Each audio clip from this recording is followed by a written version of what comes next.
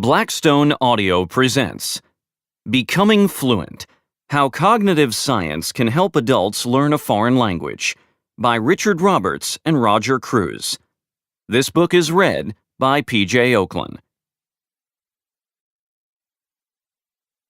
We dedicate this book to our parents, Michaela Whitaker and Richard Roberts, and Paul and Ela Kreuz.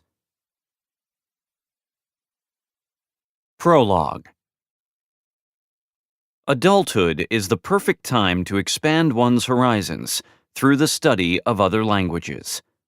All too often, however, the pleasure that should be inherent in learning to speak another language is marred by negative thoughts and experiences, past and present, real and perceived. As a result, we wrote this book for adults of all ages who want to study a foreign language but don't know where to begin.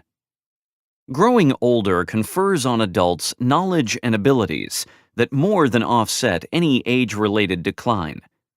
Through this book, we strive to show adult foreign language learners how to take advantage of their considerable strengths. To do so, we have drawn upon relevant research from cognitive science, as well as our own experiences teaching, conducting research, learning languages, and working and traveling abroad.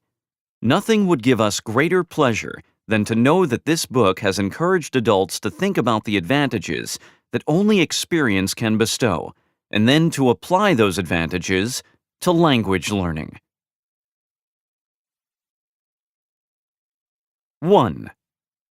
Terms and conditions.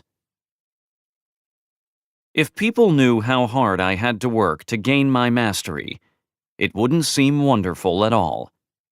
Michelangelo. When you meet someone who speaks a foreign language well, you may attribute her skill in the language to natural ability.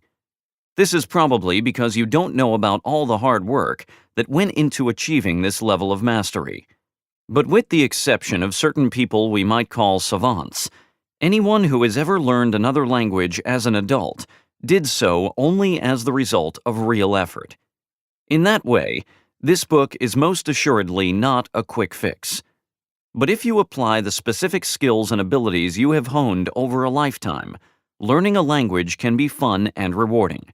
The older you are, the more tools in your toolbox you can take advantage of to reach your goal.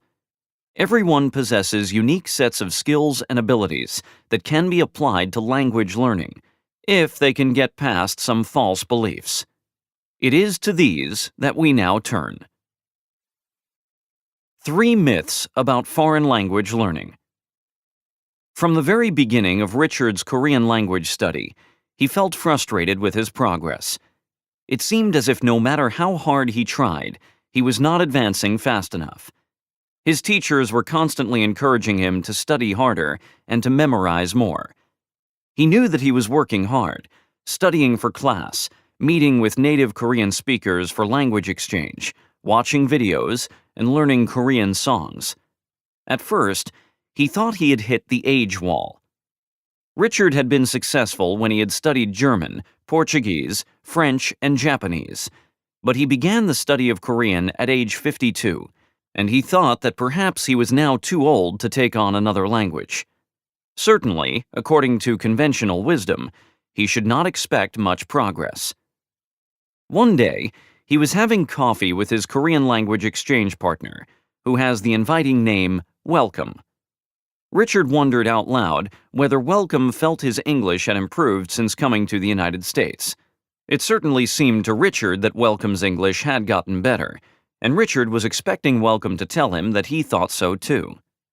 Instead, Welcome said he didn't know. When Richard asked him what his teachers thought, Welcome replied that because American teachers always compliment students, he couldn't trust what they told him. Welcome went so far as to wish that his teachers would be more critical. For Welcome, the more they criticized, the more they showed that they were interested in his progress.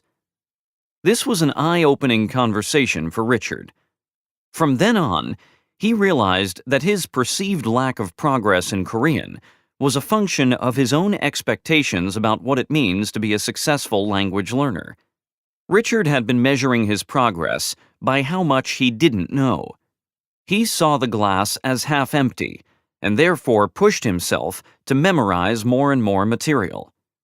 But relying on rote memory alone is the second worst thing any adult foreign language learner can do. Of course, memorization is required to learn a foreign language. However, rote memorization exercises, such as listening to a text and then parroting it back verbatim, memorizing long passages of dialogue, slogging through flashcards, place the adult learner at a disadvantage cognitively. Because this ability declines with age, placing too much emphasis on rote memory can lead to frustration, is demoralizing, and can ultimately cause any adult language learner to quit. You may be wondering, if rote memorization is the second worst thing for an adult learner, what is the worst? It is the belief that one is too old to learn a foreign language. The next thing we want to do, therefore, is to dispel this and two other myths that surround language learning in adulthood. Myth number 1. Adults cannot acquire a foreign language as easily as children. On the contrary, there is evidence to suggest that adults can learn new languages even more easily than children. There are only two areas where children may be superior to adults when it comes to language learning. The first appears to be their ability to acquire a native accent. It is certainly the case that normal adults are capable of achieving native-like fluency as well. We hope you enjoyed this preview. To continue listening to this audiobook on Google Play Books, use the link in the video description.